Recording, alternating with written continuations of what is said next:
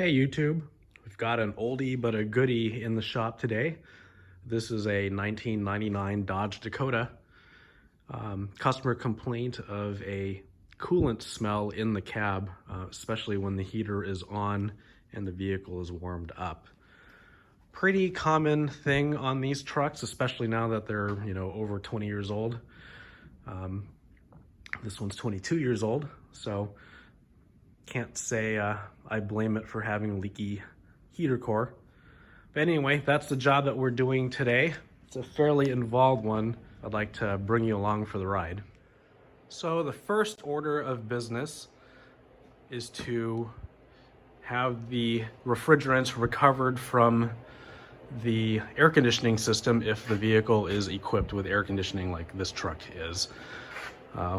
Went ahead and had a professional come in and take the refrigerant out of the system and put it under a vacuum so there's no refrigerant in here. We're not going to harm the environment by releasing the R134A gas into the atmosphere. Once the AC system has been taken care of, next order of business is to disconnect the negative side of the battery. Typically a 10mm wrench is needed on these trucks, but because of the age of the trucks, sometimes these battery terminals have been replaced. So if it's not a 10mm on your truck, just use whatever size wrench is appropriate. Alrighty, so now we are in the cab of the truck, and basically we're just going to have to start taking a lot of things apart. First thing I like to start with is the steering column covers. They are held in by a few Torx screws that are in the bottom of the little column covers here. So there should be 3 of them. One on this side of the steering wheel, one on the opposite side. We'll unscrew this, we'll take the screws out of the steering column shroud, and then the knee bolster will have to come out. There are 3 Phillips screws right where my finger is pointing. 3 of them there that need to come out, and this panel should just pop straight back towards the rear of the truck. All right, so I've got you set on the seat here. In case I didn't mention it earlier, the steering column shroud covers are screwed in with a Torx T20 screw. So there's the 2 right up there. We cannot get to this 3rd one here until we have the knee bolster removed. And there's 3 Phillips number 2 screws here, which I'll just take off with a power tool.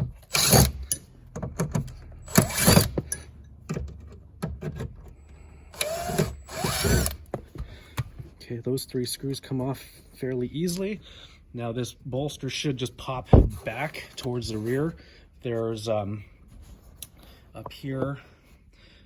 here, they're just kind of snapped fit in, and like I said, towards the rear of the truck. So just very gently pull.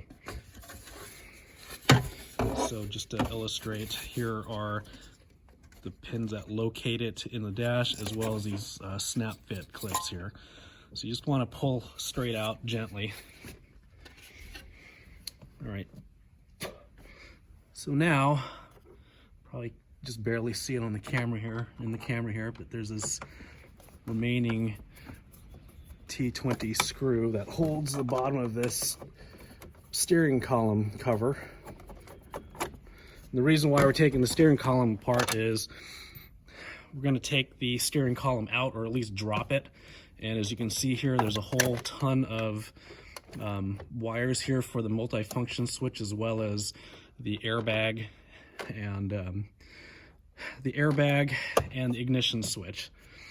So we'll get this popped off here.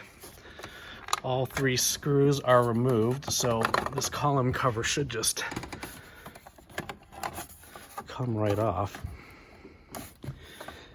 Because we're dealing with plastics that are old enough to drink, we'll be very gentle popping this stuff off. It may require the use of a plastic pry tool, so I'll go ahead and grab one of those. There's actually another T20 screw right here that will need to come out. I must be thinking like the older Chrysler products like the Dodge Spirits and stuff. I don't believe you have to take that center screw out on a Dodge Spirit. But it's been quite some time since I worked for Chrysler, so as you can see here, these things just sort of clamshell on. There's a plastic clippy thing here, so I'll go grab some tools here that we can just stick in the seam here and just pop it ever so gently. As you can see here, I got the column cover off. I actually did not need any tools. I just was able to grab both pieces with two hands once I set the camera down. And just a quick look at these hooks that hook it onto each other. So that's more or less how these two go together. You know, like I said, be careful with them. They're old plastics. You don't even really see these trucks in the junkyard anymore because they're so old. One more screw.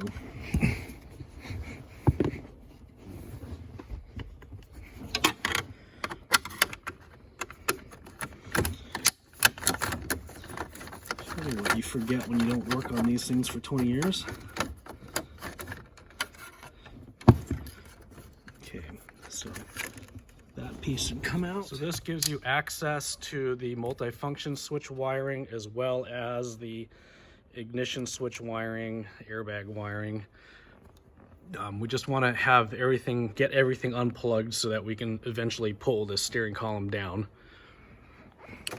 There is I believe it's a 10mm screw in the back here that you have to loosen in order to get the plug off of the multifunction switch. And the ignition switch, you'll need a little screwdriver or pry tool to pry up on these ears here, and this plug should just come off. So a little something like this.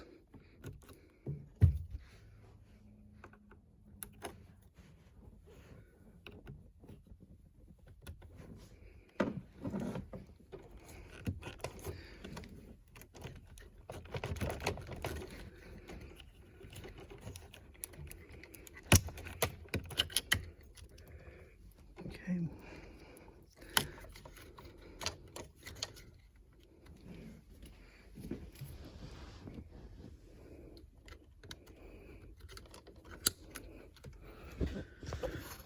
There's another connector right here for probably the halo light on the key tumbler here. So there's a tab. I can't really show you all that well, but you pull out and that plug should pull out. So it just engages with that tab right there. All right. So the clock spring wiring is next. Same sort of deal. It's got a tab here. We just need to pull down a little and get that pulled out. So I've got the tab pulled down. So the clock spring wiring just comes right out. Again, the tab just hooks on to that little nub right there by my thumb. We need to remove the multifunction switch wiring, which it's an 8mm. I thought it was a 10, but it's an 8. So we'll just loosen this guy here, and this plug should just pull straight out once that screw is out all the way. And then finally, we'll need to remove these two plugs here. The one with the yellow is to the airbag squib. I'm not entirely sure what this white one is just right at the moment here, but that needs to be unplugged as well. All right, so that screw is just about ready to come out. So now this wiring should just come off of the multifunction switch here, which it does. All right, so Earlier I didn't know what this went to. This is for the overdrive switch if you have an automatic. So what we'll do is we'll use the cat claw here just to remove these two plugs from this bracket, which we will be removing here in a little bit. Just gently until things just come apart the way you want them. Again, you don't want a reef on it, it's an old truck.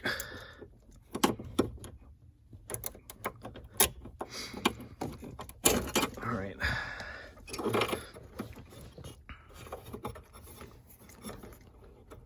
So now you need to pull up on these ears. Let's see if I can do it one-handed, like so. That's for the airbag. And this is for the overdrive switch. You need to push in on that. So we need to push in and pull on this plug right here. Yeah, just unplug that, and that should get all this wiring out of our way. And then if you have an automatic, you'll need to remove this hook here, which is what hooks to the gear shift indicator on the instrument cluster. So it just simply comes off like that. So this is the adjustment screw for the cluster indicator, or the prindle, as we would say. Just unscrew it.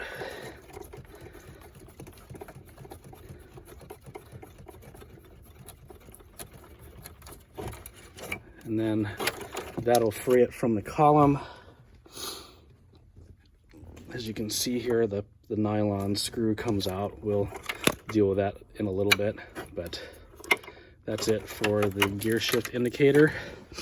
We'll take this bracket out of the way, and the hood release will have to come off that too. Everything's held in with Phillips screws.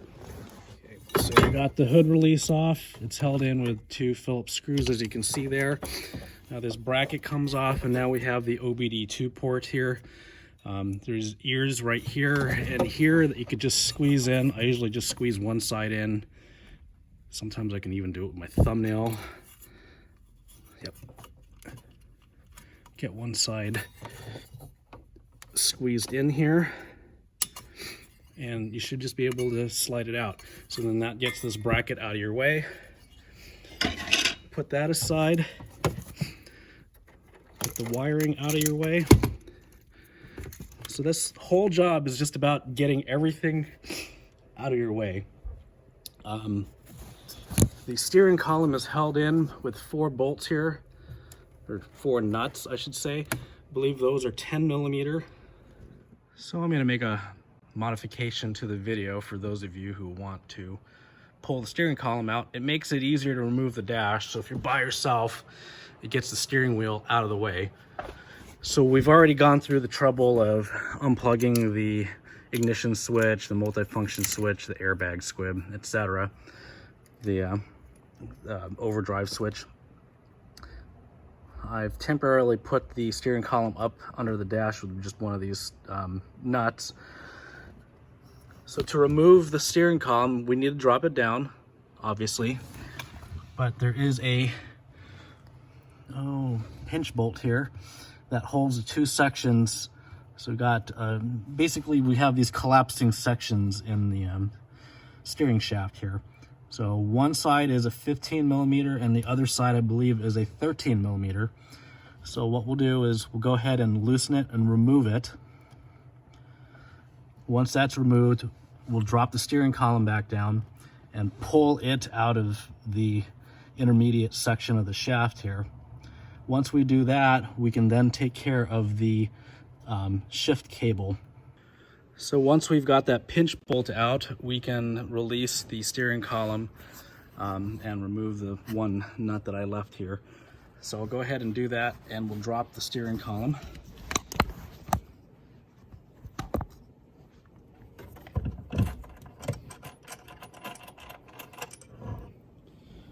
Slowly drop it. And then we'll pull it towards the seat here to release it from that intermediate shaft. Okay, as you can see there, it released from the shaft, which now it's hanging by the shifter cable. So I'm gonna rotate things, hopefully. Let me see if I can get you a better camera angle here. Okay, so I've got the column kind of coming out of the door here, which gives us a clear view of the shift cable. So this part just snaps in. It's just a quick snap here. You could use a pry bar or something, pry tool I should say, to just pop it off the ball socket here. Okay, there we go. Once that's free, you'll need to, sorry about the fireworks across the street.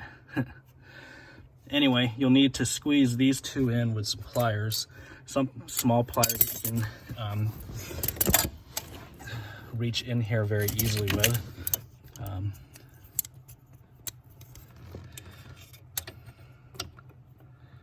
So we're just trying to squeeze these ears in. Oop, there it goes.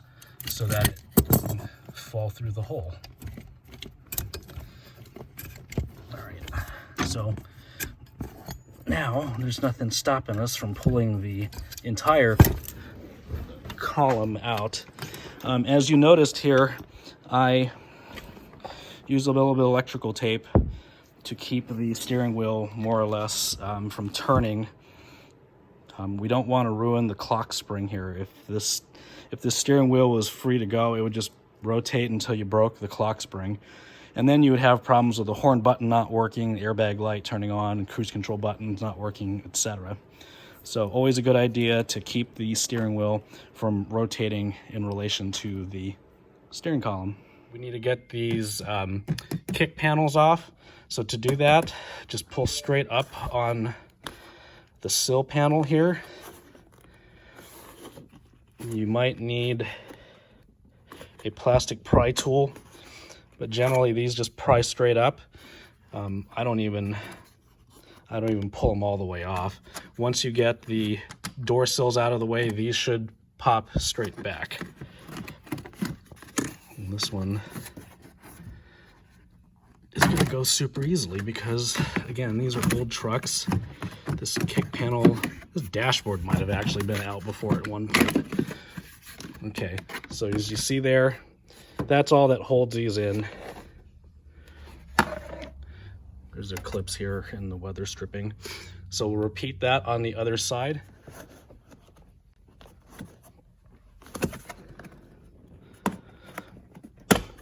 Okay, so as you can see, it's just like the kick panel, these clips and the weather stripping here secure it to the vehicle. And then pry rearward on these.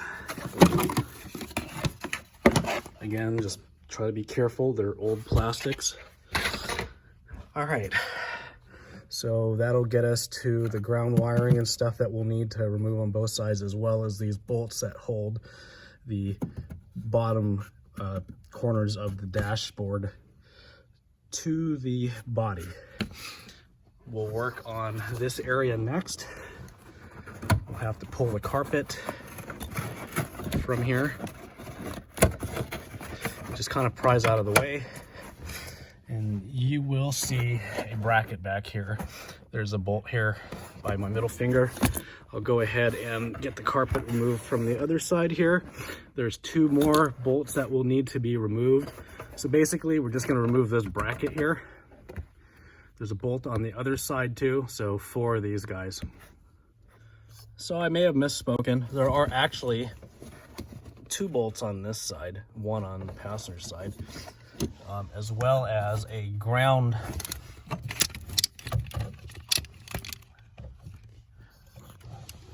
don't know if that's factory or not, but there's a ground screw there that we'll need to remove as well. So I'll go ahead and remove all of those. So we'll want to remove the floor console here, since we've got a four-wheel drive here and some of this stuff can get in the way.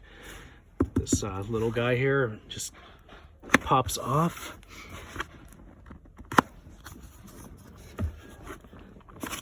famous last words. Okay. There are a couple of 8mm screws here that will need to be removed. Those two get removed, and then the rest of this is just snapped to the floor. Got those out. So the forward half is just snapped to the floor. Just pull up just gently as it can be. So the transfer case gets in the way. Squeeze the boot so that this console piece can slip through. Again, it's looking a lot more difficult than it is because I'm holding the camera here. So you squeeze the boot in, that console panel should come out. If you've got a 1997 model, I think there's like a four-wheel drive light somewhere around here that you'll need to unplug. And we'll just get this out of the way. So with all the bolts out and the little floor console out of the way, this bracket should just sneak out of here. And once this is out of the way, we can unplug the airbag module. So, all right, you get the idea. So once you fish the bracket out, the center support bracket, you should be able to access the airbag module wiring. As you can see here, there's a lock tab that you can just access with your fingers. You should be able to just pull it towards you. So now that I've got the plug out, it'll make more sense. So you get this lock clip pulled out towards the passenger side of the truck, and then you push down on this lock, and this plug should just wiggle right out of the airbag module. So we just set that aside. We'll get working on all the wiring on the driver's side there, or right here too. Since I'm already on the passenger side, we'll start here. You got a ground harness here that will need to be removed. If you have the Infinity stereo system, this is the amplifier. You need to unplug the amplifier. So once these are unplugged, ready to move, we'll open the glove box. We'll push these sides in so that we can swing the glove box door out of the way so we can access the antenna and some other stuff back. So to remove the glove box, you open it, empty it of any contents, take the center screw and loosen it. It's a Phillips screw. Okay, so with the center screw loosened, take the screwdriver and push down on the screw head. This will release the center hook. So here, the center hook right here, as you noticed, it's facing backwards of the other two. So when you push down on the screwdriver on that screw head, it flexes this just enough that it clears that. I hope that makes sense. You got the blower motor wiring, which is right up here, just sort of just sitting there.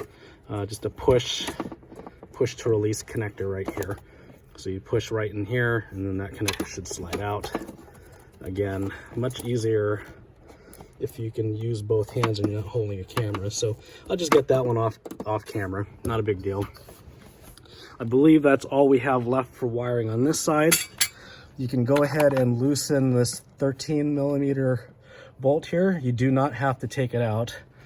As you can see here, there is a slot there that'll help you get the dash pivoted out of the way once we are further along. So you can go ahead and loosen that at this time if you want. Just loosen it a few turns, and that should be sufficient. Back on the driver's side, we have things to release still. So we got the parking brake handle that we need to remove from the parking brake. So this is a little red tab here. You just slide it, unsnap it like so that pivots up and snaps. Sorry about the focus. And this will come out. So that'll release itself. Optionally, you might want to disconnect it from this end so you don't have this dangling bit here in your way. We need to remove this electrical connector as well as these other two next to it. And then we have the brake pedal switch. It's got one of these red lock tabs, so you slide the lock tab up out of the way, so then you can push the release tab and pull the brake switch out. All right. And that should be it for wiring. So we've got the brake pedal wiring out of the way, got this main electrical connector out of the way, got these auxiliary ones out of the way. Just a matter of releasing this 13 millimeter bolt right here. We'll just loosen that just like we did with the passenger side. We'll drop the steering column. I've only just got it held in with one nut here just to keep it out of my way. Okay, there's a few more wire connectors I forgot. So on the back here, I'm on the driver's side. Sorry if I'm yelling at you, but hardly any space. As you can see, this is the back of the fuse box. These three connectors that are the white, blue, and the brown here, those are needing to come out. So they got the little push locks. Okay, you just need to squeeze them and the connector should come out. I'll do that off camera because I can't see what I'm doing with the camera in my face. We will work on all of these screws at the top of the dashboard there. Be very careful about the windshield. I generally don't even use power tools here because I don't want to run the risk of accidentally slapping the ratchet up there. So I'm going to use a power tool, something that's less likely to ratchet back and hit the windshield. And we'll just repeat the process for all of these. If you look straight up here, on the other side of the firewall here, right there, that's your blower motor resistor. You'll need to reach up there and unplug it. You can do that through the glove box opening. This is the antenna extension. We need to unclip that from the dash so that it doesn't get caught. We'll just lay it down there. We got the ground wiring, the infinity amp. We need an assistant at this point. The bottom of the dash should come back towards the back of the truck on both sides. That'll get it kind of in this pivot mode. Once it's up in there, the dash should come pivot from the top to the back. So the top of the dash should come rearward. So my apologies, we lost the footage for when we pulled all the behind the dash wiring and vacuum lines out. So right here behind the dash, you can see the blower motor resistor, the vacuum lines, and the blower motor wiring. That's the blower motor resistor right here. And right over here is the blower motor wiring, which you can access from the glove box door opening. So you can unplug that there. These wires right over here are the ground wires going to the passenger side kick panel, as well as the infinity amp wiring right here.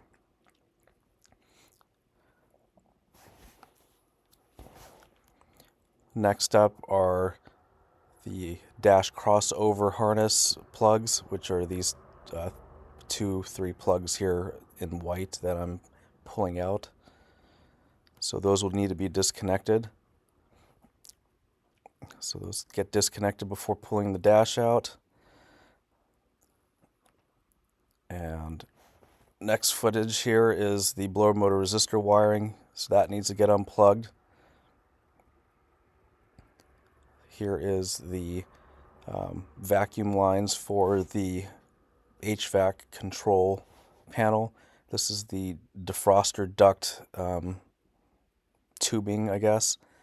So that needs to be removed as well.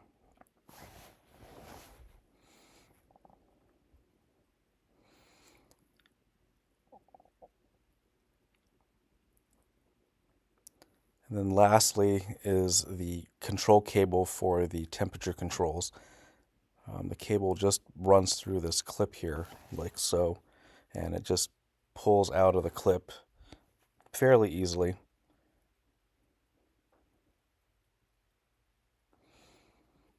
So yep, just got to unclip the temperature control cable from the top of the heater box here. And once all of this stuff has been removed, the dash can be pulled out without worry of anything else hanging up. Sorry about the odd footage here. Like I said, we lost the original footage, so I'm basically playing the installation footage in reverse and having to do this voiceover. So there's a vacuum lines for the heater controls as well as the temperature cable. I forgot about those. Newer trucks have electronic.